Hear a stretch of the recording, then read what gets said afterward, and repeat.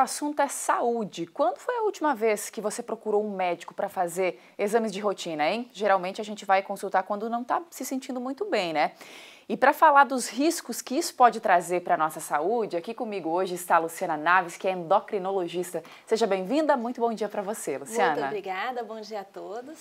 Então, fazer uma bateria de exames uma vez por ano é o suficiente para garantir a nossa saúde o ano inteiro, digamos assim? O conceito de medicina preventiva é uma coisa que tem que estar um pouquinho mais firmado na nossa cabeça.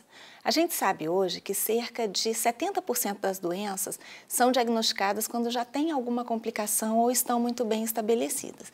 Então, uma ação preventiva, uma consulta que preceda a realização desses exames é muito importante, porque o conceito essencial é que o exame tem que ser bem indicado e bem interpretado. Não é apenas a realização dos exames, isso tem que ser muito bem indicado pelo médico. Então, uma vez ao ano isso não vai garantir. É preciso consultar, ver o que o médico vai falar. Olha, em 3 meses, em 4 meses, refaz esses exames, porque tem uma série de coisas, né? A questão do diabetes, tem a questão também de várias questões aí que podem interferir e daí trazer complicações maiores ainda, né? Exatamente.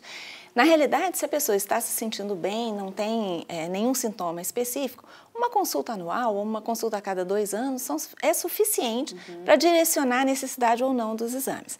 O que é importante a gente saber é que doenças crônicas, como diabetes, por exemplo, quando nós diagnosticamos, geralmente a doença já existe há pelo menos 5 ou 10 anos. Nossa, então, um exame simples de sangue poderia ter resolvido, logo, né? Permitido um tratamento eficiente sem culminar. Muitas vezes o paciente já procura o hospital quando tem a complicação daquela doença. Entendi. E nos casos das pessoas que não têm esse cuidado, então, quem não faz esses exames periódicos, quais que são as consequências mais graves, os casos mais comuns que a gente pode encontrar, por exemplo, Luciana? Uma situação muito frequente e que a gente deve ter em mente é a história familiar. Se eu tenho uma família que várias pessoas têm diabetes, ou várias pessoas têm câncer, ou têm alguma doença hematológica, uma anemia que vários membros da família têm, isso já nos chama a atenção para a necessidade realmente de uma periodicidade mais bem determinada. O grande problema são as doenças silenciosas, que são as doenças traiçoeiras. O diabetes é um grande exemplo disso. Uma doença assintomática, a pessoa não sente absolutamente nada e ela só vai procurar o médico quando tiver uma complicação. Seja uma baixa da acuidade visual, seja uma insuficiência renal. Isso acontece com outras condições, uma hipertensão arterial, que é uma doença crônica e que é silenciosa inicialmente, ela pode estar ligada a uma insuficiência renal, que é uma doença muito grave, e que um exame de sangue, um exame rotineiro, teria flagrado e permitido uma conduta adequada. E tem diferença do comportamento para as idades? Por exemplo, quando a criança pode levar com mais frequência, os idosos precisam ter uma atenção maior, que a gente sabe que esses grupos são mais vulneráveis, né? Certamente. E as crianças, especialmente, existe o hábito no primeiro ano de vida de ir mensalmente ao médico. Segundo ano é um pouco mais relaxado e existe aquela fase que você simplesmente esquece. A criança está ótima, está crescendo. Nessas fases, principalmente entrando na puberdade, é muito importante, pelo menos, uma consulta semestral para ver se esse desenvolvimento está adequado. O idoso já requer um cuidado maior, mesmo porque ele tem comorbidades que são doenças comuns e que precisam de um certo monitoramento. E o indivíduo adulto, uma vez por ano, não é fazer todos os exames. Existe um conceito, eu gostaria de fazer todos os exames. Não existe isso. Você tem que ir ao médico, ver exames gerais, que são exames que podem sinalizar para alguma doença se iniciando. O de sangue é um deles. O de sangue é um deles, com certeza, certamente. Né? Então, existe uma maneira da gente se proteger para tentar garantir uma saúde aí do nosso corpo? Existe.